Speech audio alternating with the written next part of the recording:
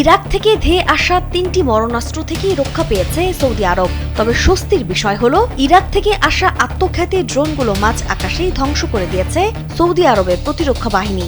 Saudi প্রতিরক্ষা ব্যবস্থায় দ্রুত ও সাহসী পদক্ষেপের কারণে বড় ধরনের ক্ষয়ক্ষতি এড়ানো সম্ভব হয়েছে বলে দাবি করছে সৌদি আরব। প্রতিরক্ষা বাহিনীর তৎপরতায় ড্রোনগুলো সফলভাবে শনাক্ত ও প্রতিহত করা হয়। এই ঘটনায় পুরো অঞ্চলে নিরাপত্তা ব্যবস্থা আরও জোরদার করা হয়েছে।